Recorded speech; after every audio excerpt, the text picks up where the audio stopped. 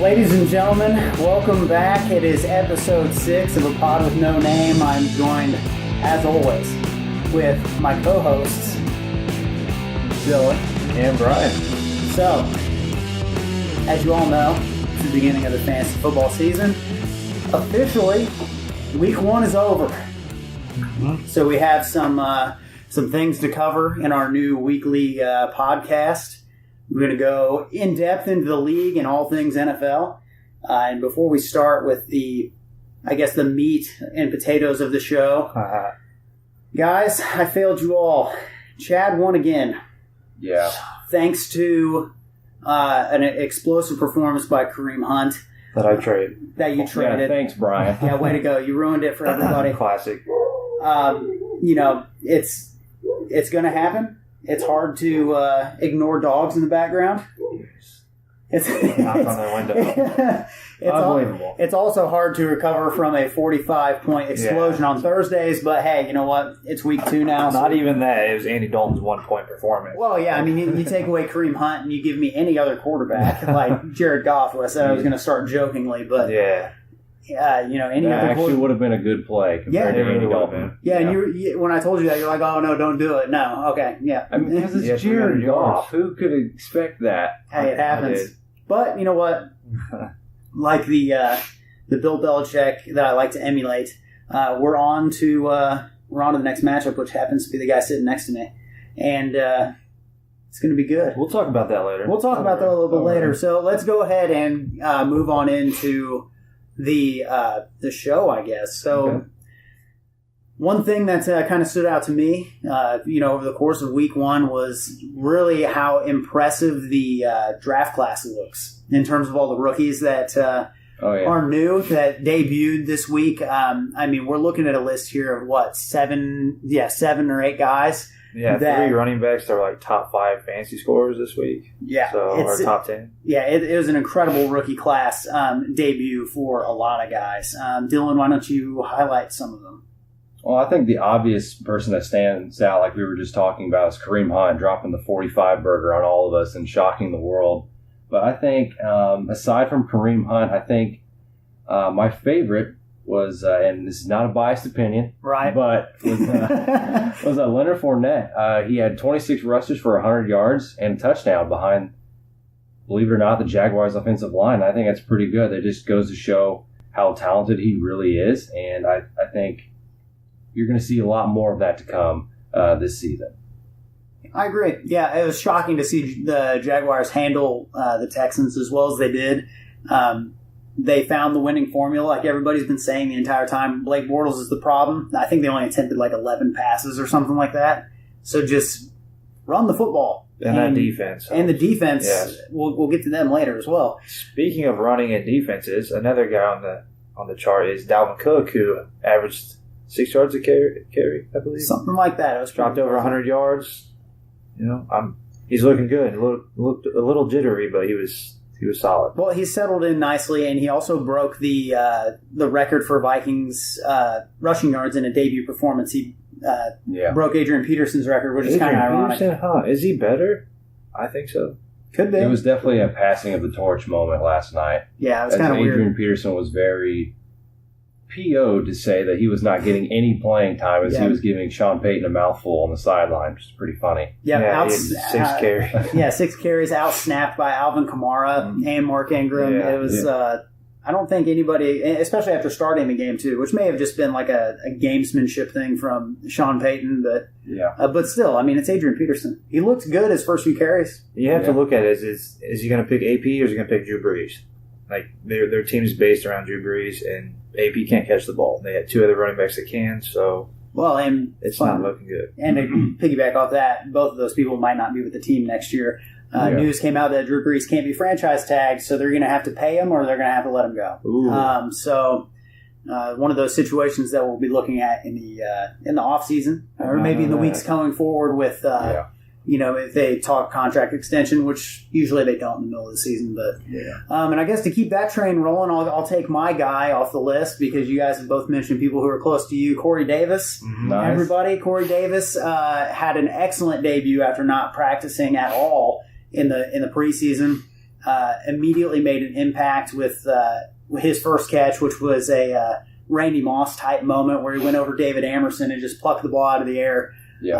I think he ended up with 6 catches for 69 yards. And a TD, right? He did not catch a touchdown, unfortunately. It would have been the difference in the game. But the targets is what the targets led the team in targets. I expected Decker to take over, but and he did get a fair share of the targets, but they just didn't connect. He had one ball, thrown a little bit higher would have been a TD, but Davis led the league this week in average yards of separation per route. There's a Pro Football Focus stat for you at over 3 yards per average. So I think he might be the real deal. So I'm really excited to see how he does moving forward, especially more practice time. But to hit on another person on the list, Christian McCaffrey. Yeah, my boy. Yeah, I loved him, dude. They split touches almost exactly even. Jonathan Stewart, I think, got 20 touches, and Christian McCaffrey got 18 touches. But Christian McCaffrey was definitely more used as the passing down back. As I think he had 5 catches for 38 yards, something like that. Fortunately, no touchdowns, but he did convert on a couple of third downs. And not only when the ball's not in his hands, he's still a problem because the opposing defenses are going to expect that the ball's going to him. So that opens up Kelvin, Funchess, Olsen, whoever it may be. Not this week, but for future purposes, McCaffrey is a huge threat, whether or not he has the ball. That's right. Speaking of huge threats, these segues. The Detroit Lions have a gem in Kenny Golladay. Ever since Calvin Johnson retired, they tried to find a big body to replace him. They brought in Bolden last year, who was a red zone threat every single time they were in the red zone. Since he was traded and now he's retired, they had to look for someone else. They thought maybe Eric Ebron would take over, but Golladay, preseason and first week, multiple touchdowns each time he's on the field. I think he had 4 catches for like 68 yards, somewhere in there, with 2 touchdowns. Yeah. He just looks phenomenal. Big guy, really fast, like 4.5, I think. Just solid all over. I think him and Matthew Stafford are going to have a good season together. An embarrassment of riches for sure when it comes to Detroit and their special player, or sorry, not their special players, their skill players. I guess the only 2 people left we could touch on would be, I'll take Deshaun Kaiser. I was really impressed with Deshaun Kaiser. Yeah, impressed, definitely. I think the Browns lost by 3, but Kaiser looked good. They led early there for a second. Yeah, it was impressive. You don't expect usually a rookie quarterback to come in, especially one that not everybody's sure about, and be able to go toe-to-toe with one of the better teams in the league. And they took the Steelers down to the wire. So, I'm impressed with Deshaun Kaiser. Wasn't a believer during the draft process, but I think the Browns may have broken the streak, potentially. So we'll see what happens. Last guy is kind of the least known of them. Yeah, this guy probably had the second most impressive debut behind Kareem Hunt, I would say, because no one expected this to happen, was Tariq Cohen. It looks, from what it looked like to me, it's getting close to an even timeshare with him and Jordan Howard. He caught 8 of 12 targets for 66 yards and a touchdown, and he's definitely going to be utilized in the passing game. So I look for a definite even timeshare between those 2. Yeah, with the receiving core being depleted, very well could get into that hybrid role like Theo Riddick or satellite back. Yeah, it was, they lost Cam Meredith in the preseason with an ACL. They just lost Kevin White with a broken scapula, which sounds like the most painful thing in the world. Yeah. Kendall Wright's new to the program. Yeah, Kendall Wright is now the number 1. Yeah. And they just lost their actual passing game back, Benny Cunningham, to injury as well. Yeah. Cohen reminds me of Tyreek Hill, honestly. I think he's going to be as necessary to that team as Hill is to the Chiefs. Yeah. Agreed. So another big thing from week 1 was the amount of defense that we saw. It was one of the worst week 1s in terms of offensive production in NFL history. Yeah. the defenses appear to be locking things down. They're taking notes from Kyle, apparently, because the defense came to play. 4 defenses that scored plus 20. We have the Rams, the Eagles, the Ravens, and the Jags. Just absolutely demolished people. I don't know if it's just circumstance because the Jags played Houston, who are going through a quarterback issue. The Rams played the Colts, and we also saw what happened there. Or, sorry, the Colts played the 49ers, according to Chuck Pagano. But the Rams absolutely put a whooping on the Colts. The Eagles had a nice game, and then the Ravens absolutely embarrassed Cincinnati. It was shocking. There was no contest. But, I mean, do you, in your guys' opinion, are we looking at a year where maybe defenses could be the difference in the championship run?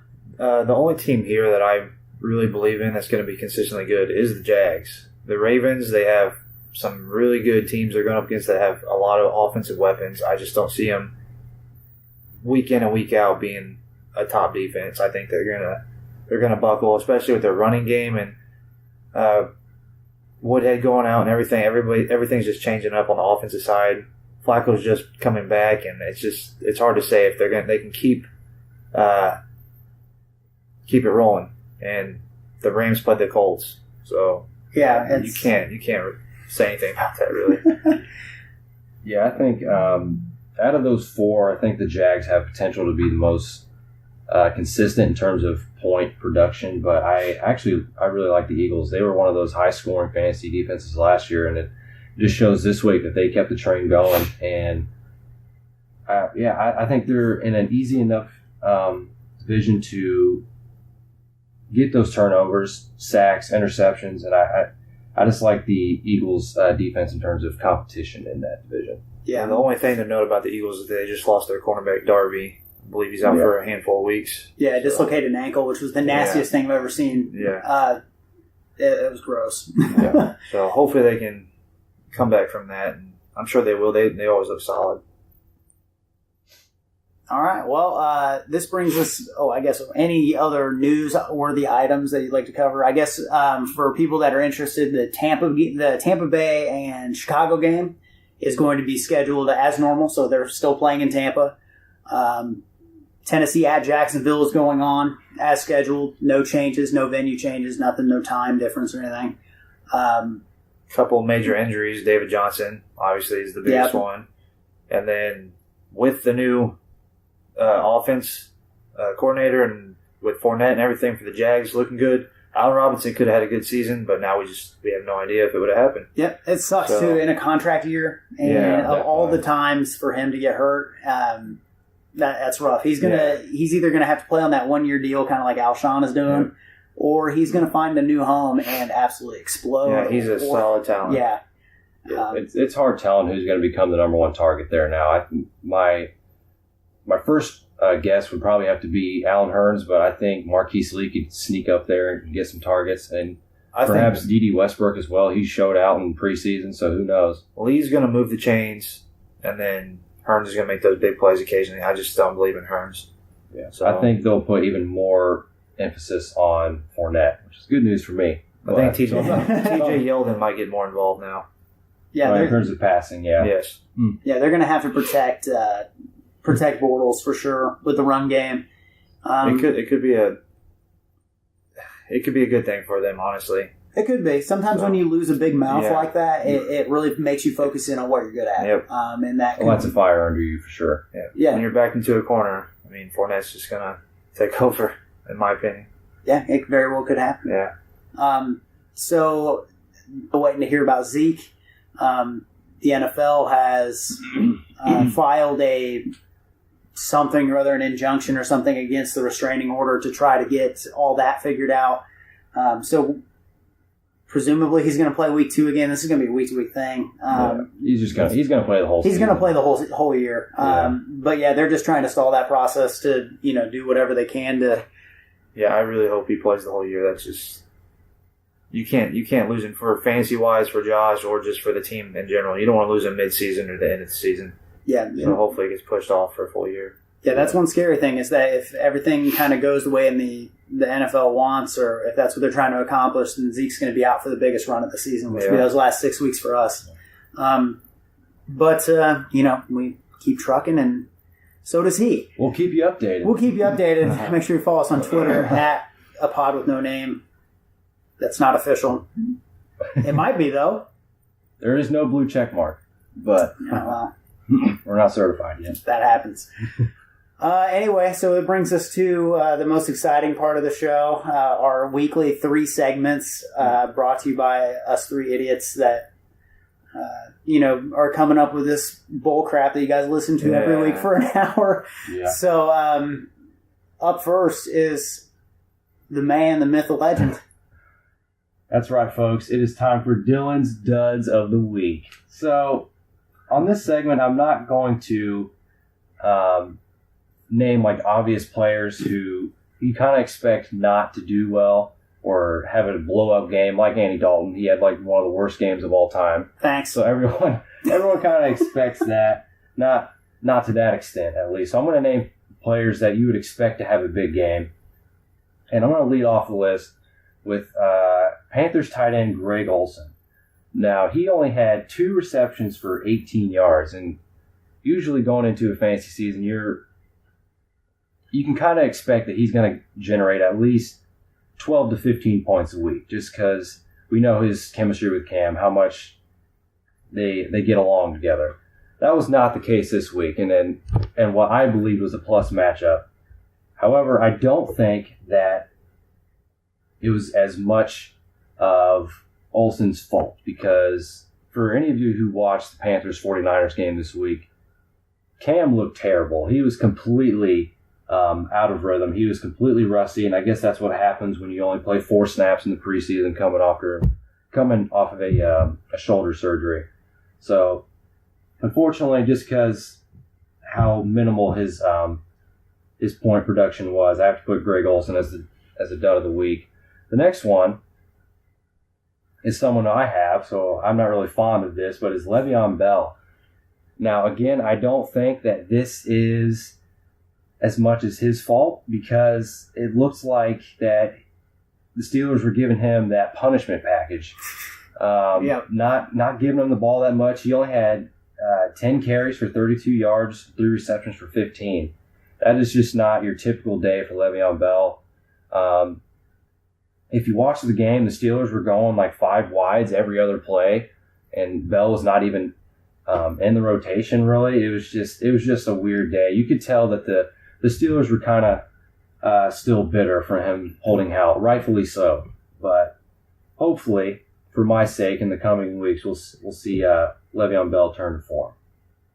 And then lastly, I have the GOAT himself, Tom Brady.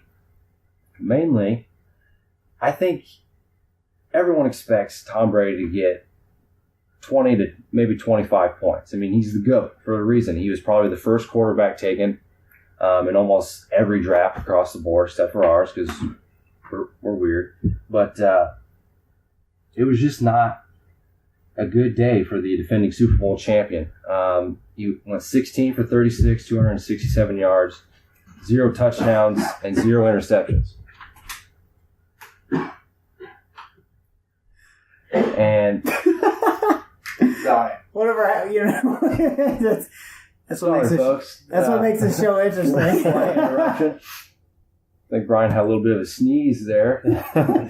Cough, but go on. And we're back. But yeah, Tom Brady was only able to pull out double digits by just that much with only 10 points. And I think if you're like me, I expected the Patriots to handle the Chiefs pretty convincingly, especially in their home field, and they didn't do that. So maybe we'll see a pissed-off Tom Brady against that terrible Saints secondary and see him return to form. That's the last thing we need is a pissed-off Tom Brady again. Yeah, but so yeah, there you have it. I think the duds of the weeks were definitely Greg Olsen, Le'Veon Bell, and Tom Brady.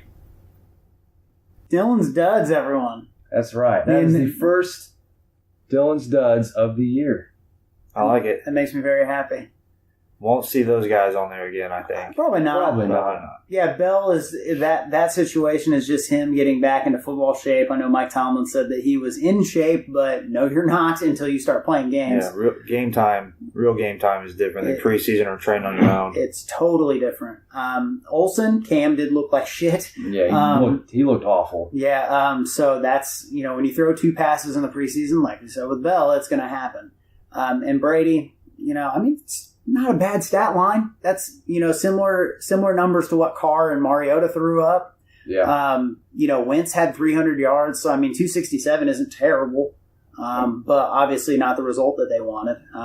For Tom Brady for sure, and just thinking about all the other quarterbacks who scored above him, it's just insane. Alex Smith, who went undrafted.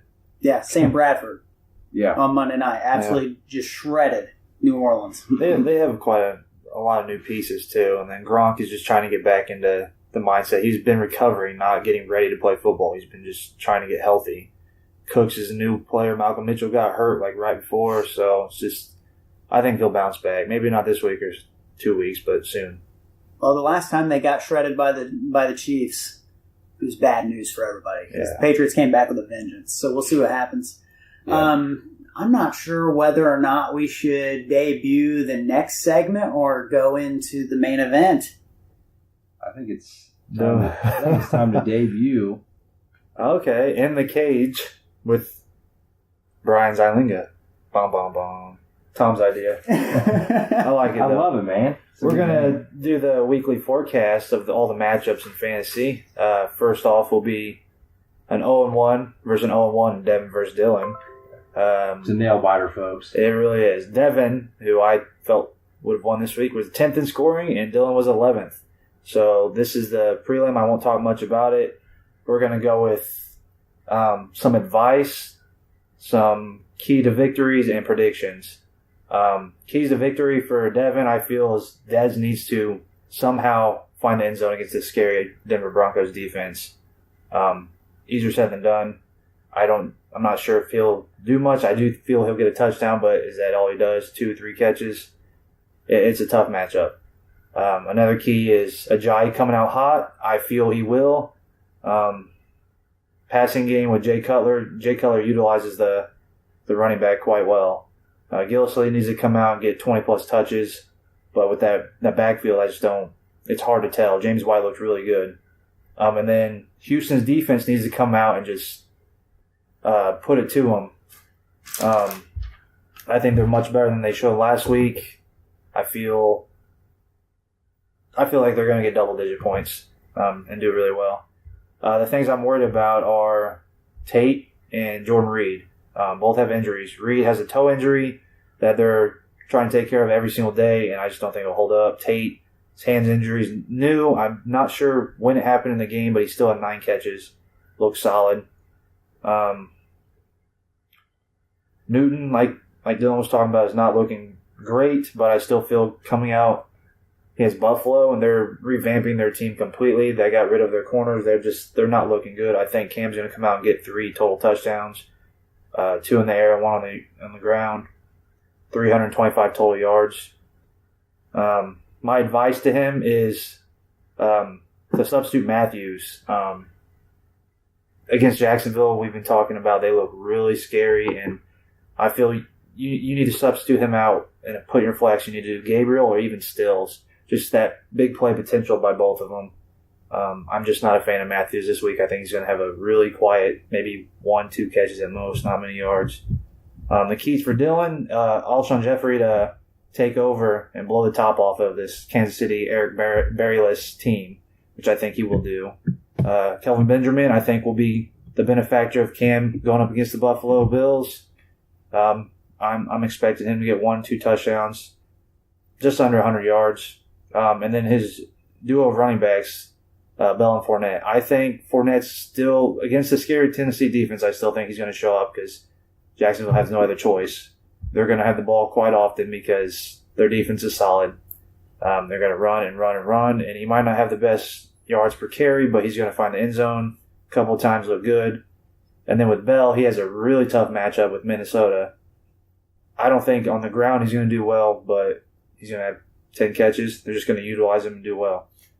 I don't think Pryor or Rudolph are going to do that well. I think Pryor's going to get shut down by the Rams. Josh Doctson's going to take over.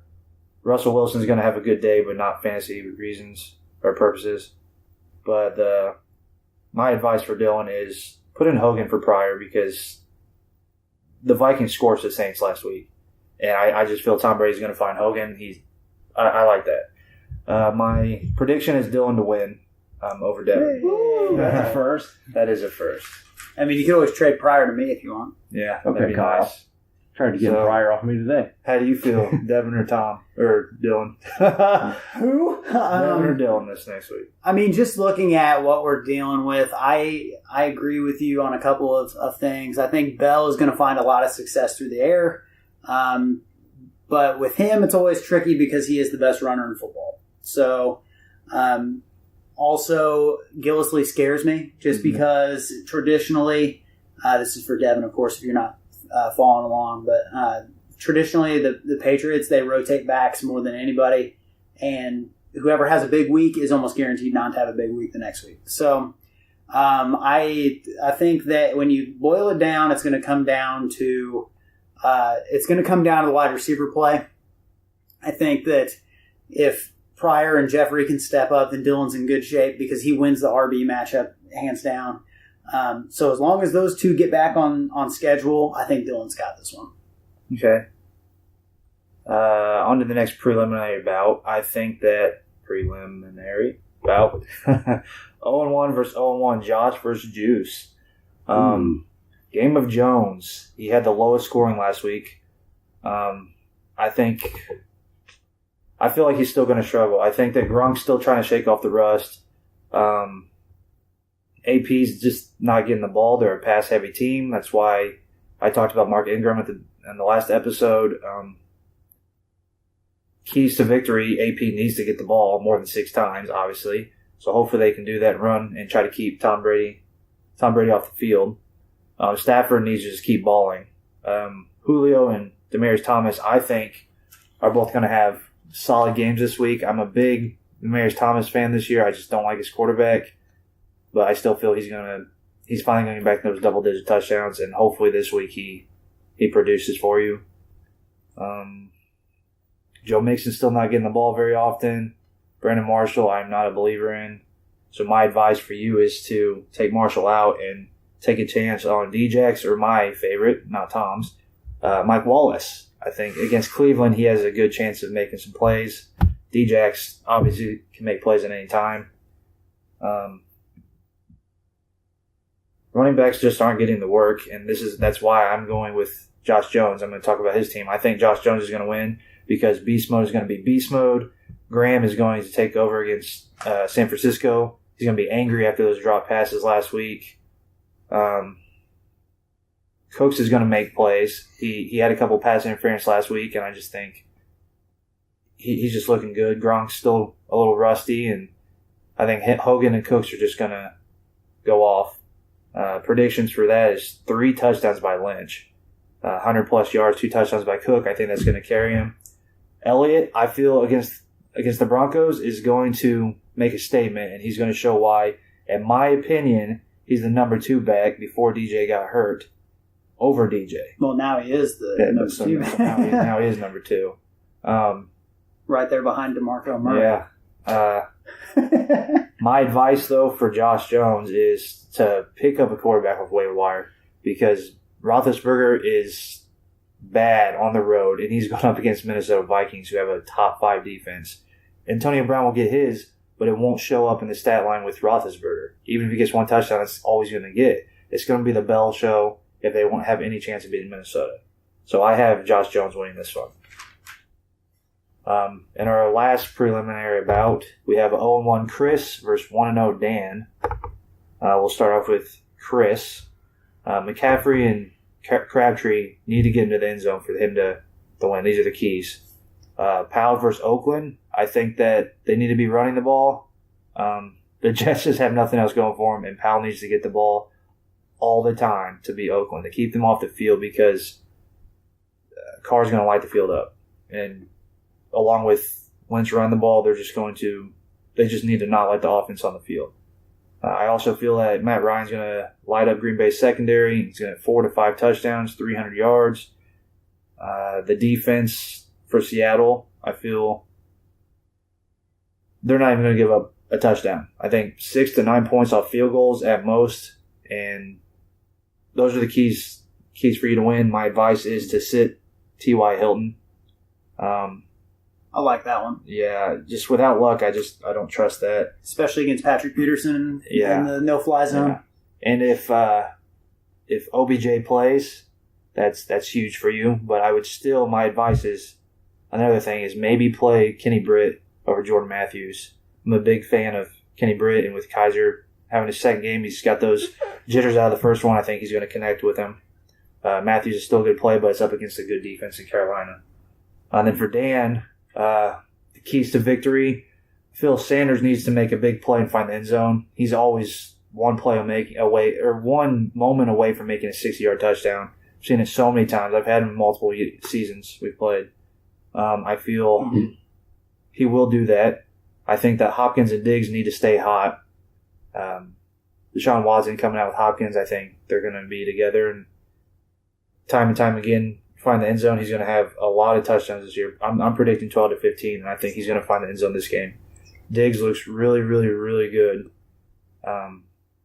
He always has potential for a huge gain, just like Emmanuel Sanders. I'm predicting 10 catches, 100-plus yards for Diggs. Dude, Diggs absolutely balled out last night. Yeah, he looked good. The whole Vikings team looked good. My advice for you is to work the waiver wire. With DJ going down, you need to find a running back. You can't have Crowell and Duke Johnson. And that's the thing. The best Cleveland Brown you have isn't even in your starting lineup in Coleman. So it's just you got to find the right pieces and fill in. That's a huge hit for you. And that's one of the reasons why I have Chris winning this. I don't think I've ever seen a lineup with 2 Cleveland Brown running backs in a starting lineup ever. It could be like legit. It could be. If they used them right, it could be effective. Yeah, that's true. Yeah, losing DJ, man, That's we've all been there. Yeah, it's hard to you can't replace him. But his receiving core is solid enough to help. If Eifert stays healthy, I think he's okay. Brady's good, yeah. Yeah, well, when Eifert's catching passes from A.J. McCarron, we'll see what happens. Oh, yeah. Next up on the list is Tizzy Sprinkles. Oh, baby. Versus myself. Ooh. The keys to victory for me, I think that Baldwin and Zach Ertz need to take over. They have good matchups. I see it happening, but I don't know if it's enough. The running back duo for me and Dalvin Cook and Devontae Freeman have decent matchups, and I believe both of them will do well. I think this will be a very high-scoring matchup between the two of us. Cooper Kupp, I'm a huge fan of, and I hope he keeps his connection going with Goff. I think he'll find the end zone as well. Obviously, I don't need any advice, so I'm going to go over to Tom. I don't need anything on The perfect. keys to victory for Tom is Kelsey to perform like a tight end 1. You draft him in the top 3 rounds. Last week it was all about Hill and Hunt, but I feel Kelsey's he's gonna make some plays and he's gonna get back up there and show us why he's so talented. Running back wise, McCoy's gonna have a tough time. He does have the workload, so you can't tell me you can't say he's gonna do bad, but we'll see. I think that Howard and Ty Montgomery are going to be in some high-scoring games, and if Howard can not be taken over by Cohen, I see him doing well. I think Montgomery and Howard are both going to have 2 touchdowns this game, along with Kelsey. But the main guy, in my opinion, maybe not the main guy, but those 2 along with him are Jameis Winston. I think he's going to explode. He's going to come out with Mike Evans and he's going to love his new weapon, Djax, and they're going to look good. And unfortunately, I have Tom winning this coming week. Here we go. Yeah. So, on to the co-main event of the weekend. I have Wandettle, Jordan, versus Summer Breeze and Kyle. Oh, my God. We're going to start co-main with my personal favorite, Jordan. And his keys to victory are Murray and or Mariota getting hot. I think against this Jags defense, the run game's gotta get going, or Mariota's got to figure something out through the air because like we've said again and again and again, the Jags defense is scary. So hopefully they exploit it, and I can see I see Murray and Henry doing well. I don't know about the passing game. We'll see. Also, Fitz against Indianapolis, Allen versus Miami. I think those are going to be his key pieces. And they're going to go off and drop bombs. Tyreek Hill, just keep making explosive plays. Like he looks phenomenal, and it's him and Kelsey. He just looks like he's just going to get the ball thrown to him all the time. 10 targets a game. And I feel he's going to do well. Eagles have a good defense, but they find a way to get Tyreek Hill the ball, and it just takes one play for him to get you 10 points in fantasy. And then Gordon, he went up against a hard defense last week, but he looked solid still. I'm expecting him to find the end zone again. My advice for you, though, is start on defense. Yeah, I didn't see that. Start a defense for sure. But also, again, with the TY thing, Luck is out. You need to work the waiver wire and replace Doyle. I love Doyle this year, but without Luck, it's just he drops down far. Yeah, the Colts got absolutely murdered, so I didn't see how he only had 3 points. targets. But Jacoby Brissett could be the starter now. When he came in, I think he needs to be. When he came in, they scored immediately on that drive. I mean, he didn't throw a passing touchdown, but he did throw like a 50-yard bomb. Yeah, he got him in position. So you can take that risk. Brissett could be good, but there's some tight ends on the waiver wire that are solid if you just make the right choice. But I like your matchups and your running backs. I mean, they have bad matchups. Like, they're going up against some hard defenses, but I still trust them. I think they're good enough, and the volume's there that they'll do well. For Kyle, keys to victory is if Rawls is healthy. If not, you need to substitute him out. But they're saying he's going to be healthy, and I think against the worst run defense in San Francisco, they'll do well. Thielen continues his hot streak. How did Kyle win with a 0 from Thomas Rawls? No idea. He had to have not started him. But yeah, that's true. I didn't think about that. The Vikings offense looks really good. Thielen's in the slot, and they started Bryan. That's right. He took him out last second. So I love Rawls. Adams and Green need to make plays.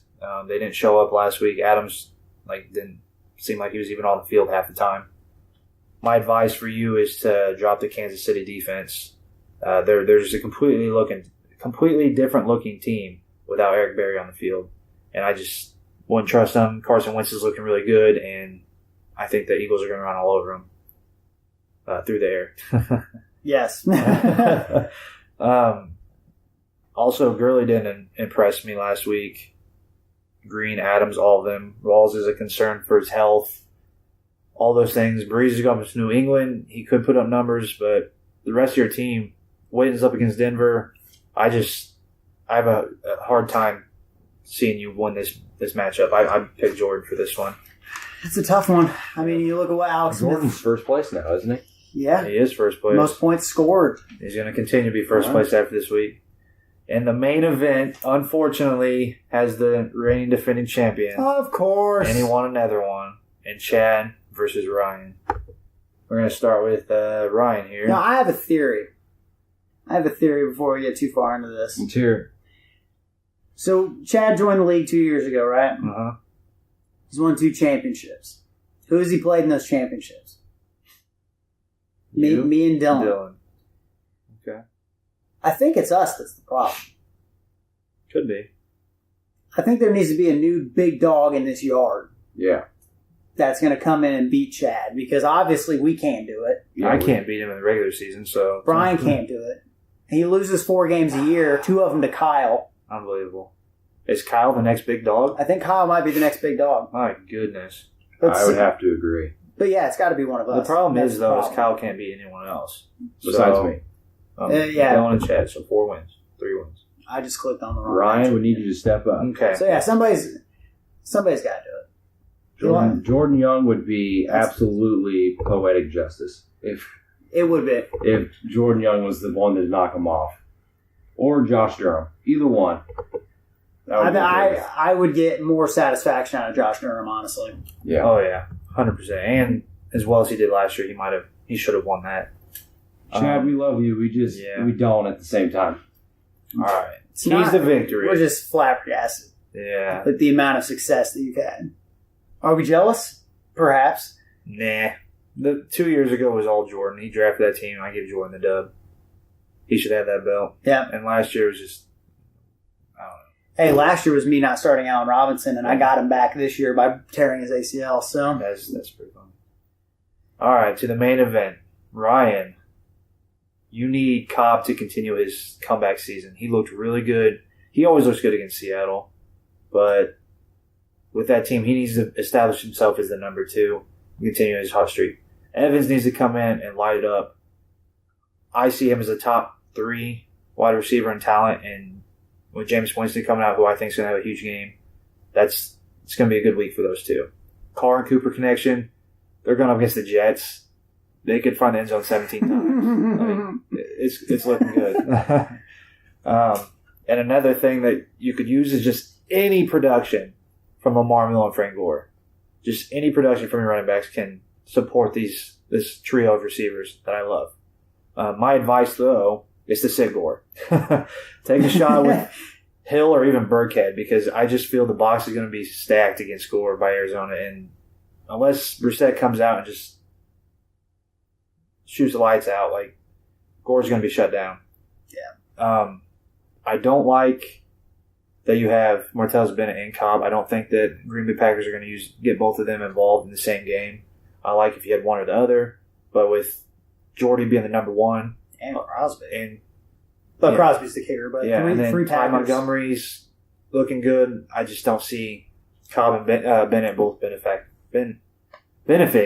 Gosh, they're not going to both do well. So I would use Gore. I would take a chance with one of your other running backs. Maybe Jeremy Hill, because he finds the end zone all the time. I do like your matchups, though. Everybody has some decent matchups. A lot of high-scoring games, possibly. Keys to victory for Chad would be Rodgers and Jordy. Obviously, that's like the best duo there is, quarterback receiver. Watkins needs to make plays. He's gone up against Josh Norman, but he looked good last week, 5 for 5, and he looked solid. Olsen needs to just him and Cam need to find each other. They're going up against Buffalo as well, who's their defense. Everything's rebuilding. They're just terrible. Hunt to stay hot and Anderson to score. The defense is going to score. In my opinion, CJ and Denver are going to win that game in Dallas. My advice is to play Thompson over Rodgers, because I feel James Winston and Evans are going to prove something this game, and Rodgers is just going to be getting the ball here and there just to keep the defense paying attention. And also the Bears looked good last week. So I like all your matches as well. I just like your talent a little bit more. And unfortunately, I have Chad winning this matchup. I do too. Yeah, I agree. The X factor is going to be Aaron Rodgers. Because Yeah. if you look at that Green Bay matchup, Chad is going to cancel out every single touchdown by any of Ryan's skill position guys.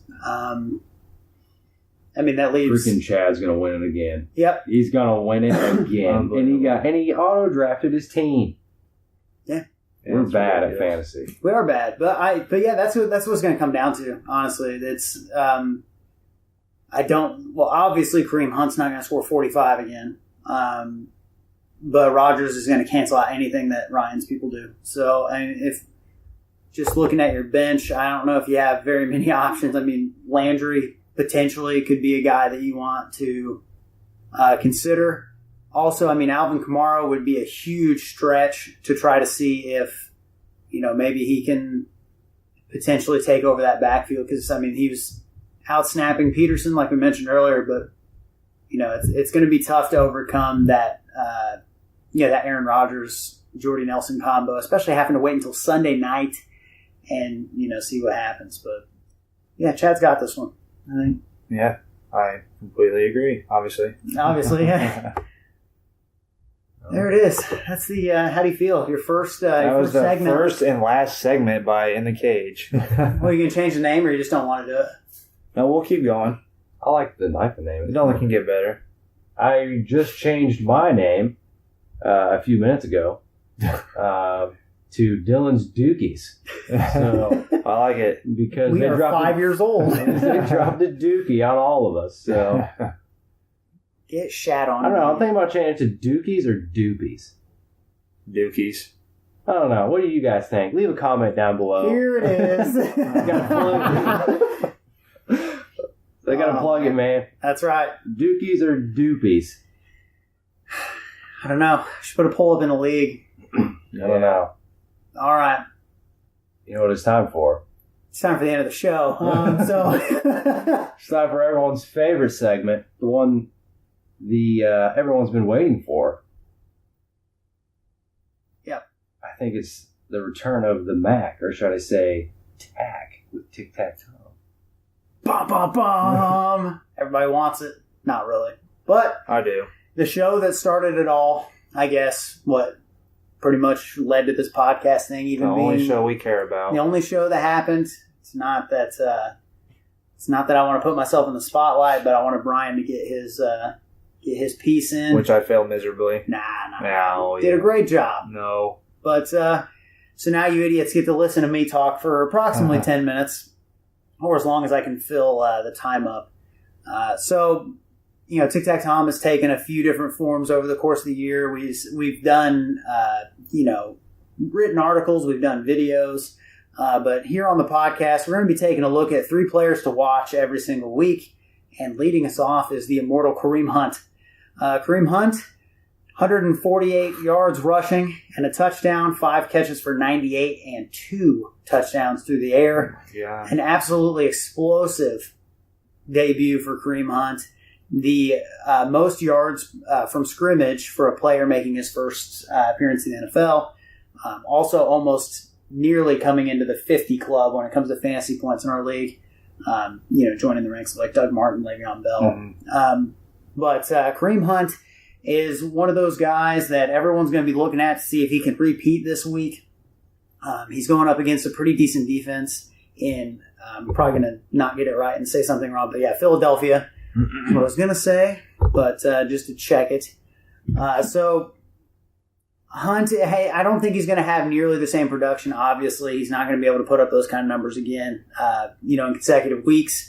I still think that he's going to do okay. You're looking at, a weekly, 12 to 15 with the occasional outbursts of 20 points when he gets hot. Kansas City historically hasn't had a immensely explosive offense. So we'll see what happens. But I'll tell you what, Kareem Hunt reminds me a lot of Jamal Charles. The next Jamal Charles.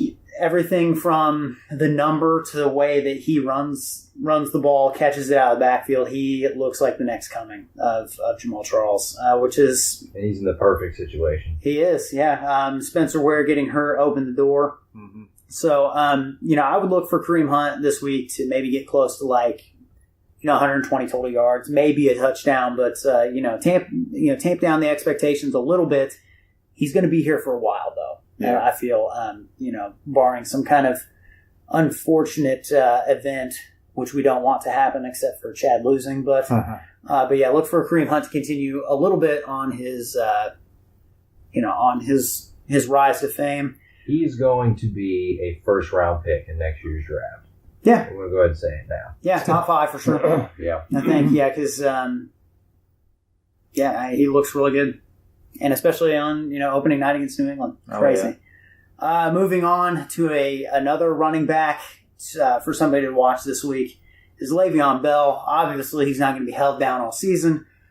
He was held by Cleveland to 32 yards rushing, had 3 receptions for 15 yards. That is definitely not Le'Veon-esque, for being the second pick in the draft.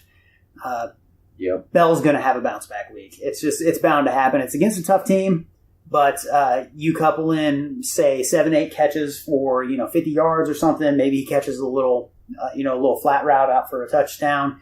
Maybe he takes some direct snaps on the goal line and plows one in, but, Bell is going to be back to form. I would expect him to score in that range of 15 points, just like Hunt, except I do expect Bell to get in the end zone. Mm-hmm. So I think that's my lock of the week in terms of that. The last player, quotation marks, that we're going to take a look at is Jacksonville's defense. We've said it 400 times already in this episode. Jacksonville looked incredible on Sunday when they beat the Texans. Just to recap what they had 10 sacks. 10 sacks as a team, 1 interception, 3 forced fumbles, and they gave up 203 total yards as a team. They also had a fumble. One of those forced fumbles was returned for a TD. And it was by Dante Fowler, which was cool to see him actually get back on the field after having little to no impact last year, and then tearing his ACL on the first day of OTAs when he got drafted. But so Jacksonville goes up against Tennessee this week. They are an interesting offense. I think they have the ability to put up some points. One of the better offensive lines in the league, but they looked a little shaky last week. They've been giving up a lot of pressure, more so than I'd be willing to admit over the course of the preseason and the first week of the season. Divisional game, so you always have to take that into consideration. Obviously, I think that with that being said, there's a lot of familiarity there, so the numbers are going to deflate. You can't repeat that same performance twice in a row. This isn't the 06, 07 Bears. The Jacksonville's going to get some. They're going to get some sacks. They might pick off Mariota once, but expect them to come back down to earth a little bit. Get in that 5, 6, 7 point range. I don't expect a whole lot of turnovers. It looks like that. It looks like the Titans have cleaned that up a little bit. But Jacksonville, I think, could be a staple as far as somebody picking up a defense and playing them all year. Mm-hmm. No longer are they a streaming option because I think they've proven with the talent that they have on defense that they're going to be here to stay for a while, which is going to be interesting to watch in the AFC South for sure. Mm-hmm. That's Tic Tac Tom. 3 players to watch. 3 players and a defense, or 2 players and a defense. Any thoughts about these guys? Oh, I agree. I completely agree. My only question is with Le'Veon Bell. We saw this week that they obviously had some drawn up some punishment packages for Le'Veon Bell. I'm just curious to know how long that's going to go on for. Hopefully, it's just for one game, but I don't know. I guess we'll see. Yeah, if I was sitting in the meeting rooms and I'm Mike Tomlin, I'm sitting there saying, this guy screwed us out of basically what amounted to 5 weeks of preparation and getting things back together with the offense, because the Steelers arguably should be in the Final Four for the AFC. They should be a team that's competing for the Super Bowl. Mm-hmm. I mean, I hate to say it, but you can draw up a little bit of a punishment for Bell during the Browns game, but against Minnesota, I think you're going to need them. You're going to need them. It's time to bring out the big guns. Yeah. He's coming back. Don't worry. I don't think he's in any danger of losing carries or, not being a factor in that offense for much longer. All right. Well, there you have it, folks. There's our 3 segments for the episode. Guys, do you have any last minute thoughts or predictions? I'll lead it off. Okay. Because we got to watch a team with the worst uniform combination in the league who need to desperately fix what they're doing in terms of their color scheme. Just absolutely dismantled the Colts in week 1. And they're getting Aaron Donald back. Yep. So the Rams are playing in L.A. against the Redskins this week. I think the Rams moved to 2-0. That's my prediction. Jared Goff continues to show that he may be the guy to lead the LA Rams to success. Many years of a playoff run and things like that. Gurley continues to get back into the swing of things, and then Cooper Kupp, your boy. Oh yeah. He starts becoming that security blanket, that Julian Edelman / Wes Welker, I love it. Kind of guy for LA. And Sean McVay. He knows what he's doing. He knows what he's doing, man. Mm-hmm. I think the Rams moved to 2-0 after this week. Speaking of Edelman, I predict this week that the Patriots drop to 0-2. They're going up against New Orleans, who are a great offensive talent. Their defense is looking a lot better this year. And I'm not sure how rusty the Patriots really are. Their offense might get it together, but their defense look like they have no idea what they're doing. And I think it's going to be a shootout, but I feel the Saints are going to come out on top. Yeah, and they're without their two biggest defensive players in the front seven from last year, Rob Ninkovich and Dante Hightower's hurt now. So, be interesting. Yeah, I'm predicting 38-31 or anywhere in between. That's good news for on top. That's good news for Michael Thomas owners. Oh yeah, I forgot who has him. Oh, I don't know. I don't either. All right. Well, Dill Cheese, what do you got for Billy us? Bear. I guess my prediction is a little bit more on the bold side, you could say. Mine's pertains to a player rather than a team. I predict that judging his performance in Foxborough, I predict Alex Smith is going to win MVP at the end of this season. Yeah, how do you like that? Mark that one down. And at the end of the fantasy season, I think he will finish in the top 5 among fantasy scoring for quarterbacks. I liked what I saw in Foxborough. He absolutely shredded that Patriots defense that I expected to be even better with the addition of Stephon Gilmore and keeping Malcolm Butler, and he just had his way with them. And I think Alex Smith is going to surprise some people. That's as bold as it comes. I like it. Yeah, that's like extra bold. Yeah. Oh, yeah, I'm going to say Doug Baldwin's number 1 receiver in the league. That's my bold prediction. I'm going to stick with the Rams.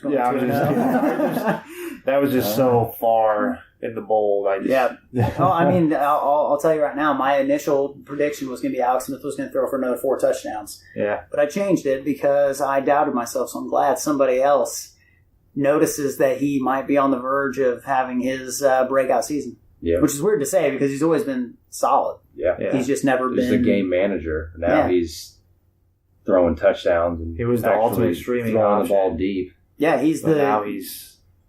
Yeah, he's the Kyle Orton of this generation. There's a name for him. Oh, yeah. All right, boys, final thoughts for the week. Anything you're looking forward to in particular? Hopefully he's getting a fantasy win. That'd be nice. Yeah. Giving Tom a win would be nice. Yeah. Or not so nice. Handing Bryan his second win would also be pretty nice. Well, that was anticlimactic. Yeah. There you have it, guys. So tune in next week. We'll give you the same the rundown, same layout of the same stuff. So just keep updated. We'll keep you posted on any other news and whatnot. But you know what to do. Subscribe, hit that like button, comment down below if you want dookies or doopies for my segment, and then we'll see you on the next one. All right. That's right, Ryan. It's all on you. See you.